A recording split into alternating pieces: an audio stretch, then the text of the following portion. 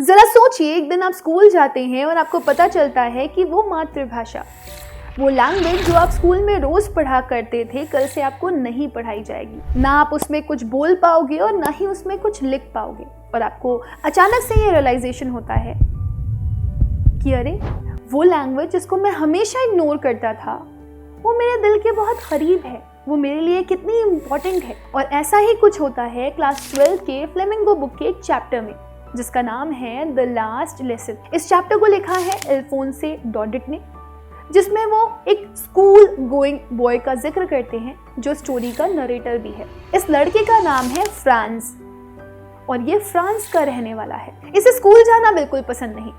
School से ज़्यादा इसे बाहर की दुनिया अच्छी लगती है।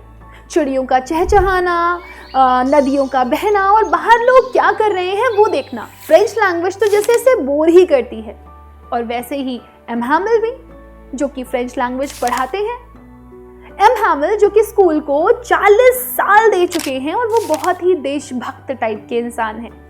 उन्हें अपनी मातृभाषा से बहुत प्यार है। फ्रांस स्कूल पहुंचता है। वो देखता है स्कूल का माहौल बहुत अजीब है, चारों तरफ एक सन्नाटा छाया हुआ है। तो उसके दिमाग में एक सवाल आता है कि कहीं आज संडे तो नहीं। फिर जब वो क्लास को देखता है तो बच्चे बैठे हुए थे, हर कोई बहुत सीरियसली पढ़ रहा था। तो फ्रांस को लगता है कुछ तो गड़बड़ है। वो जैसे तैसे करके क्लास के अंदर एंटर करता है। फिर वो नोटिस करता है कि अरे, गांव के कुछ बूढ़े लोग भी स्कूल में आए हुए हैं और वो पढ़ने के लिए बैठे हैं। वो बैक बेंचेस जो हमेशा खाली रहती थी, वहां पर वो लोग हैं जिनकी आंखों में आंसू हैं, जो बहुत दुखी दिखाई दे रहे हैं। शायद वो एम हैमिल को रिस्पेक्ट पे करना चाहते हैं। फिर उसका ध्यान एम हैमिल की तरफ जाता है। उसको लगता है कि आज कुछ तो खास है। एम हैमिल ने अपना वही ड्रेसअप लिया हुआ है, हरे रंग का coat, frilled white shirt, black silk cap, जो वो स्पेशल डेज पे पहना करते थे।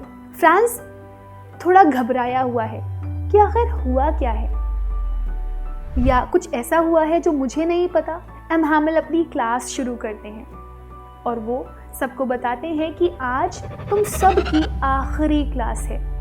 आज के बाद तुम फ्रेंच लैंग्वेज नहीं पढ़ोगे, बल्कि इसकी जगह पर तुम्हें जर्मन पढ़ाई जाएगी। फ्रांस को बहुत जोर से धक्का लगता है।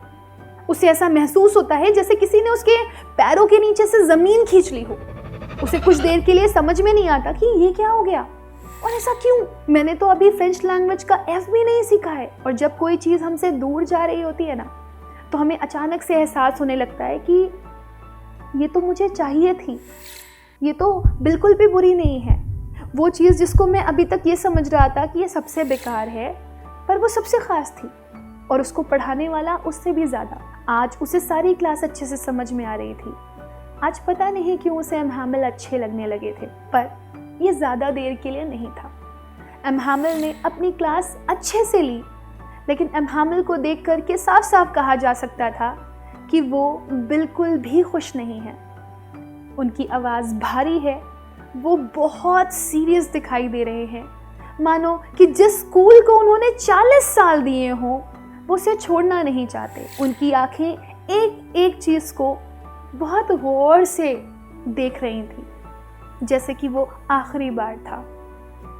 एम हैमिल अपनी क्लास ख़त्म करते हैं और वो वापस बोर्ड की तरफ जाते हैं। उनके मुंह से शब्द नहीं निकल रहे, उनका मन भारी है, लेकिन वो चौक उठा करके बोर्ड पे लिखते हैं, विव ला फ्रांस, मतलब जुग जुग जियो फ्रांस, जुग जुग जियो। जैसे कि उनके शब्दों में एक विद्रोह था, जैसे कि वो सबको ये बताना चाहते थे कि फ्रेंच लैंग्वेज कितनी खूबसूरत है। जैसे कि वो ये कहना चाहते थे कि इस लैंग्वेज को अगर तुमने आज बचा लिया होता तो तुम्हें गुलामी के बंधन में ना बनना पड़ता। शायद वो सबको ये बता देना चाहते थे कि फ्रेंच लैंग्वेज उस गुलामी की चाबी है जिससे आप अपने आप को आज़ाद कर सकते हो। और इस तरीके से क्लास ख़त्म होती है। पूरा क्लास मायूस है और कल से शायद अब कोई भी नहीं मिलेगा। लास्ट लेसन हमें ये रियलाइज़ करवाता है कि अपनी लैंग्वेज सिर्फ कम्युनिकेशन का ही ज़रिया नहीं होती, बल्कि वो हमारी आइडेंटिटी, वो हमारा कल्चर और हमारी आज़ादी की पहचान होती है। तो आज से अपनी मातृभाषा को इग्नोर मत करो, क्योंकि अगर भाषा बोली जाती है तो वो आपकी पहचान बनती है, और अगर वो चुप रह जाती है तो आपका सब कुछ खो जाता है।